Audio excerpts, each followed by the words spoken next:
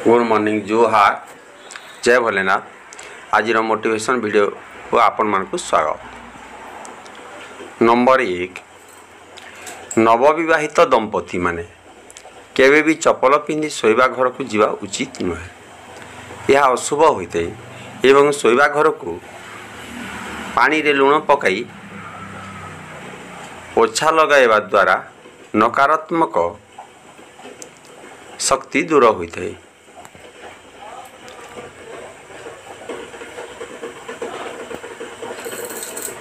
Number 2 शोइबा समय रे अधिक उच्चा तकिया व्यवहार करने उचित नुहे। यह द्वारा मुहर सुंदरता धीरे धीरे नष्ट हो जाए एवं चर्म रे भांग पड़िबार संभावना रही है।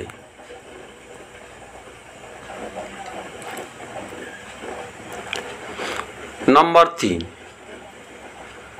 जदि शोइबा समय रे खराब स्वप्न आसुताए तेबे शोइबा समय रे तकिया तले रसुण रखी शोइबा द्वारा खराब स्वप्न दूर होता है।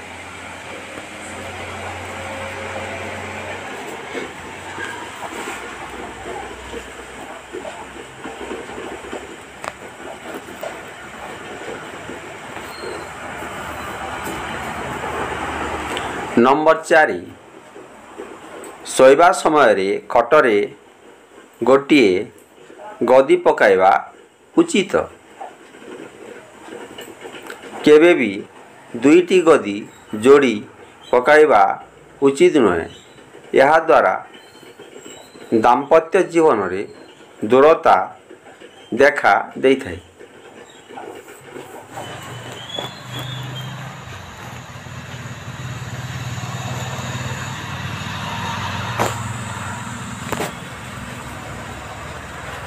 नंबर 5 शोइबा समय रे तकिया तले सुगंधित पुष्प किंबा कपड़ा रे सुगंधित अतर लगाई रखिबा द्वारा मनर चिंता दूर होता है।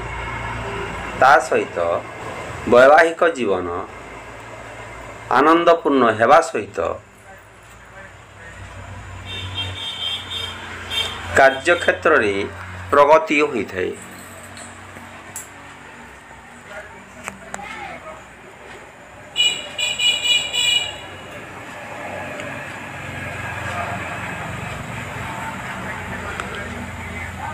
नंबर 6 चाणक्य नीति अनुसार मनीष जीवन रे धनर आवश्यकता खूब रही।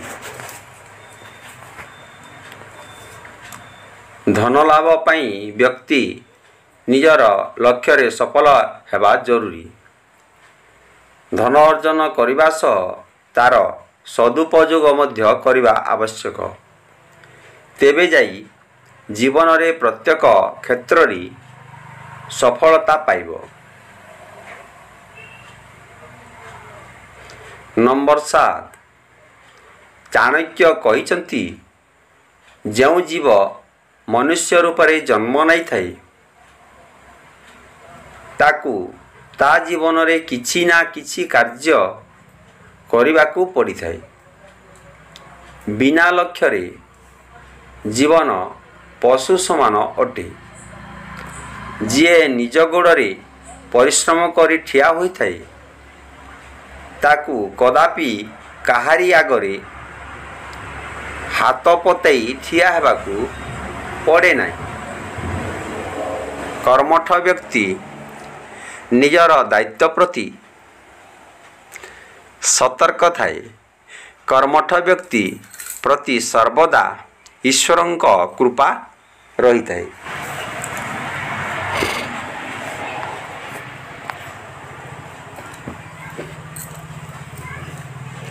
नंबर 8 घरे शांतिपूर्ण स्थिति रखिबा पई नियमित संध्या समय रे घरे मोमबत्ती जलाइबा जरूरी।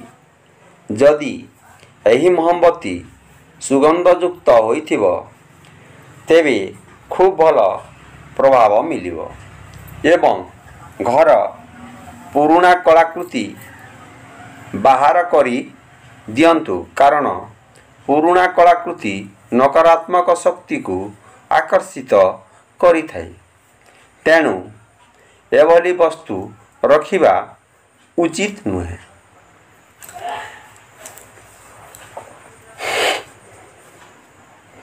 नंबर 9 जो लोक माने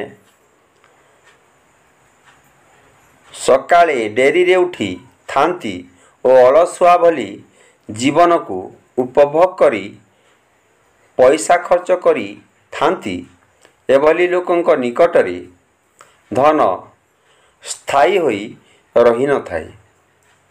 काहेकि ना सूर्य उदय और सूर्यास्त समय रे सोई रहितिबा व्यक्तिंक उपरे लक्ष्मींक कृपा रही न थाए।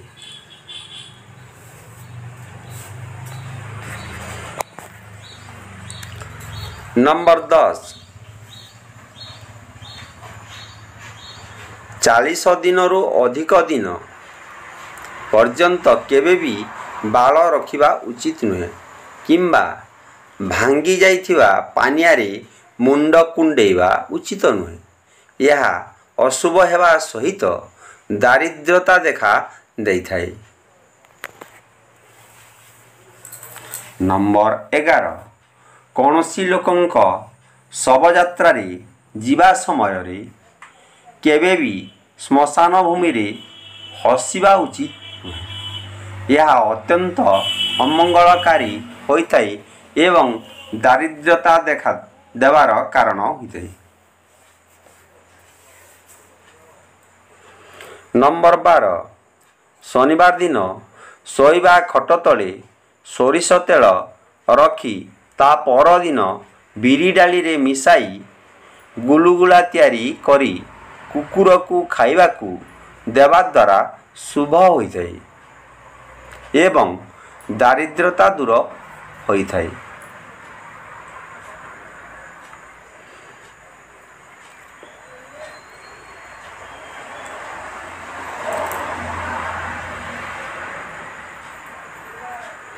नंबर 13 डिमिरी गछर चेर को कपड़ा रे गुड़ाई डेउरिया रे भर्ती करी बेकरे पिंधिबा द्वारा मंगलकारी होइथाए एवं आर्थिक संपन्नता प्राप्त होइथाए। नंबर 14 प्रत्येक गुरुवार दिन तुलसी गछ मूल रे क्षीर अर्पण करिबा उचित। यह अत्यंत शुभ होइथाए एवं घरे आर्थिक संपन्नता प्राप्त होइथाए। नंबर 15 प्रत्येक शुक्ल पक्ष पंचमी तिथि रे घरे श्री सूतक पाठ करिबा सहित होम करिबा द्वारा अत्यंत शुभ होइथाए एवं दारिद्रता दूर होइथाए।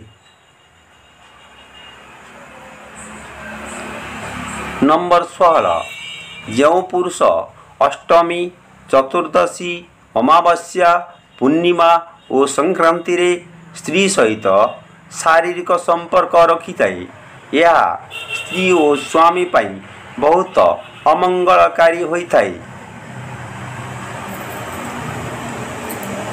नंबर 17 रास्ता रे जीवा समय रे जदि मुद्रा किंबा पैसा मिले तेबे यह अशुभ होइथाए एवं कार्य रे सफल हेबा विलंब हेबार संकेत देइथाए। भिडियोटी को संपूर्ण भाव में देखिथिबारु आपण मानकु अशेष अशेष धन्यवाद। जय भोलेनाथ। आपणकर दिनटी मंगलमय हेउ। जय भोलेनाथ।